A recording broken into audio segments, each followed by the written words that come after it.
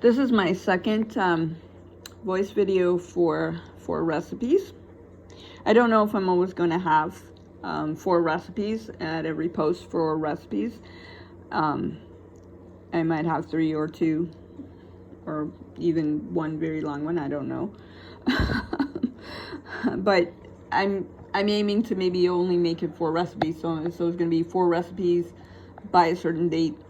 And then if I upload more than one like today, then it'll be the second installment of the same date, because I don't really know how else to do this. I don't have time to be more formal. I don't have an ability to be more formal, so I'm going to be informal. Anyway, well, this is the second installment of today, so this group of 4 recipes will be winter immuno salad with ginger, lemon, garlic, and oregano. Thus is from the website Practiced Ignorance at WordPress.com. Like the name of that. The second one is also at a WordPress site called The Care Kitchen, Kerr Kitchen, and that recipe will be slow cooker beef chili. The next one is also from a WordPress site called Grateful Grits. These names are fantastic. That will be savory apple crusted pork chops with caramelized onions. The last one will be from a WordPress site that has an independent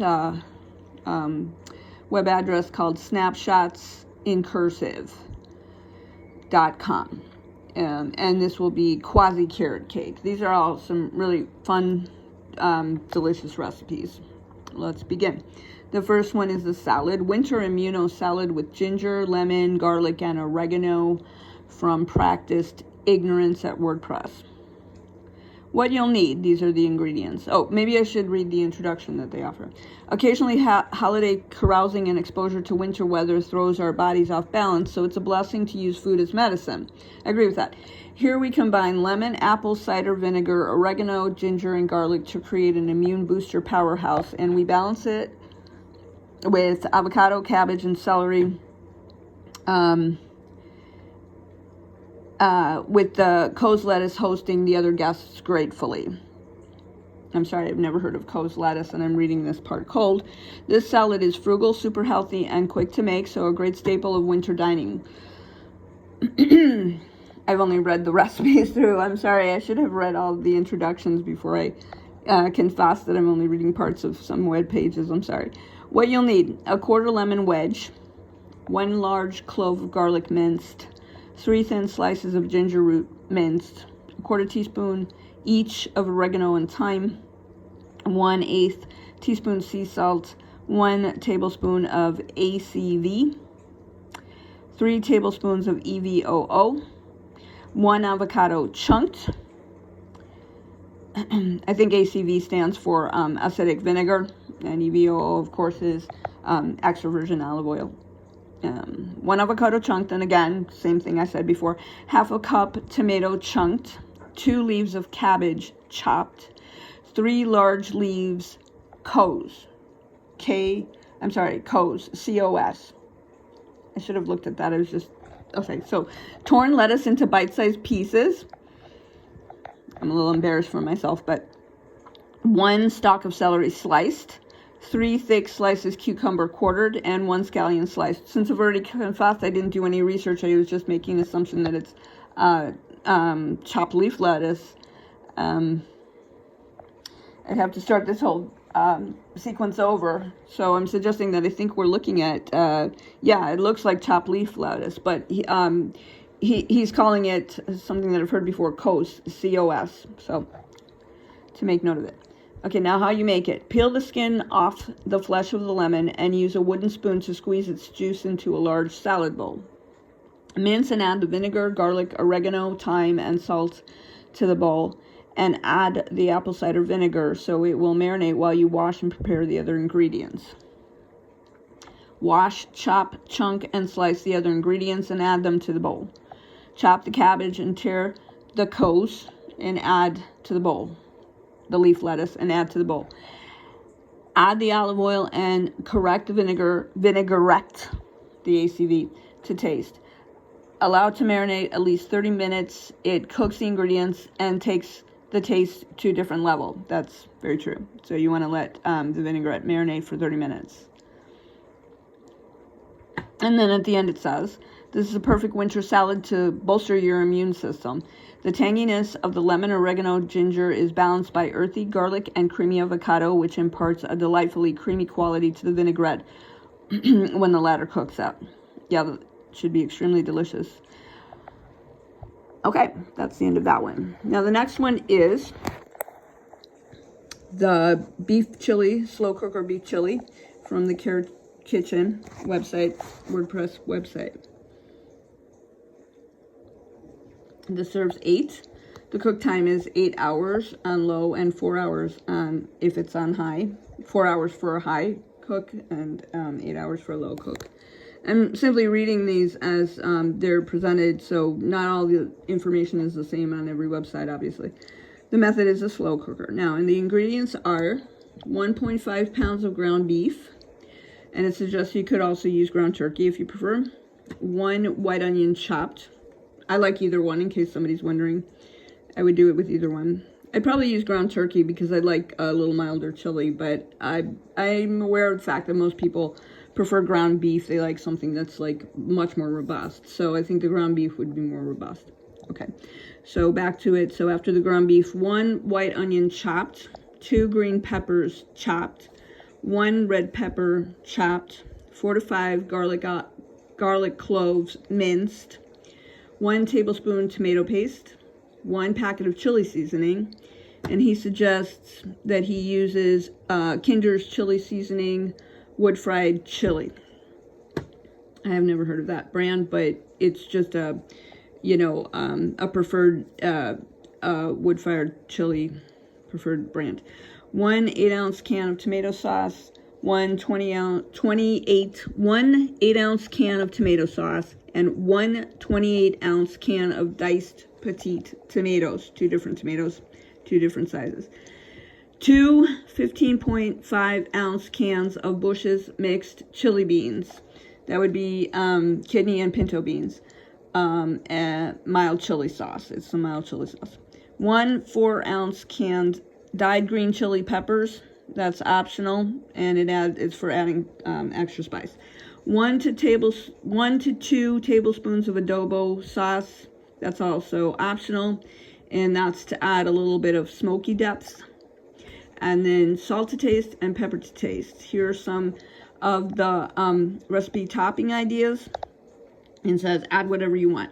Fritos, Mexican shredded cheese, sour cream or Greek yogurt, green onions chopped, sliced avocados, shredded lettuce, jalapenos, tomatoes, chopped tomatoes, black olives. That sounds all wonderful. Here are the directions. Bring your ground beef to room temperature about 30 minutes prior to cooking. This just helps the meat brown. If you forget, it's totally fine. Just before cooking, spread the ground beef out on a dinner plate and season the ground beef with salt and pepper. In a medium-sized saucepan over high heat, sear the ground beef on one side for about 3 minutes. Do not touch the meat. Let it cook on that side until brown, then flip over and continue to cook on high heat on the other side until cooked through. Chop off the ground beef and then remove from the pan to a paper towel lined bowl. Next, turn the heat down to medium, add some cooking oil, butter to the pan, and chopped onion and peppers to the pan, and season with salt and ground pepper. Cook this for 2 minutes, scraping the brown bits off the bottom of the pan from searing the ground beef. Add in the minced garlic and stir for 30 seconds to 1 minute until the garlic is fragrant, and then add in the tomato paste and the chili seasoning packet. Stir this all together for 1 to 2 minutes to toast the seasoning. Turn off the heat and add the 8-ounce can tomato sauce to loosen everything up, then transfer to the crock pot. So I think we're just drying off the ground beef in the first step into the paper lined bowl, and then we're putting it back in the bowl, obviously, to cook it through before it goes to the crock pot. And the next step, add the drained ground beef, dyed petite tomatoes, Bush's mixed chili beans, green chili peppers, and adobo sauce if you're using the extra optional ingredients to the crock pot. The crock pot cook time, cook on low for 8 hours or high for 4 hours. And then serve with any of the suggested toppings. And then it has some extra notes. Freezer meal prep instructions. Follow the exact same steps listed above, but instead of putting everything into the crock pot, put it in the freezer. Put it in freezer safe gallon bags. And then once it's cooled down completely, then you can put them in the freezer safe gallon bags. Seal the bags airtight, label, and place in the freezer. This will last in the freezer for about 6 months.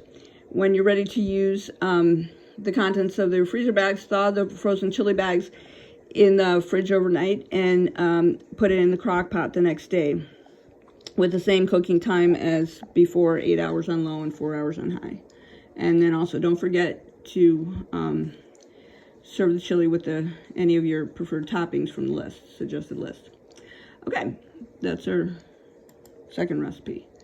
Third on the list is from WordPress, Grateful Grits, savory apple crusted pork chops with caramelized onions. I love pork chops with applesauce and onions, so I picked this. I'm going straight to the recipe. There's some other things written, but I'm going straight to the recipe. The ingredients for this are as follows: 4 to 5 boneless pork chops, salt, pepper, lemon pepper, minced garlic, Worcestershire sauce, 2 to 3 tablespoons of butter, onion cut into rings, Italian seasoned breadcrumbs. So the onion is cut into rings, the onion that you're using. Italian seasoned breadcrumbs, 1 apple cut into slices, 1 cup of chicken broth, and a half cup of sherry wine, and a half cup of heavy cream. Here are the directions. First, marinate the pork chops in Worcestershire sauce. Sorry, it's a difficult word for me to say. Also, add salt, pepper, lemon pepper, and the minced garlic for at least, the marinade should be for at least 2 hours in the refrigerator. So you're marinating for 2 hours in the refrigerator with Worcestershire sauce, salt, pepper, lemon pepper, and minced garlic. Then in a Dutch oven, saute the onion and butter on a medium heat over the stove. Once sauteed, slide the onions to one side and brown the pork chops on both sides. Briefly remove the pork chops and scatter the onions, making a bed of onions, and place the pork chops on top. Then cover the pork chops with breadcrumbs and place them in the oven on a high broil for a few minutes, keeping a close eye. You want the breadcrumbs to brown and not burn. Remove that from the oven and lower the heat to bake at 350 degrees. Tock the pork chops with the apple slices and pour the chicken broth and sherry around the pork chops, carefully not to overflow the pork chops. Cover the Dutch oven and bake for 1 hour. Uncover the pork chops and add a half cup of heavy cream and bake for 10 minutes uncovered. Serve with rice or wild rice, and of course, enjoy this dish. So that's the pork chops with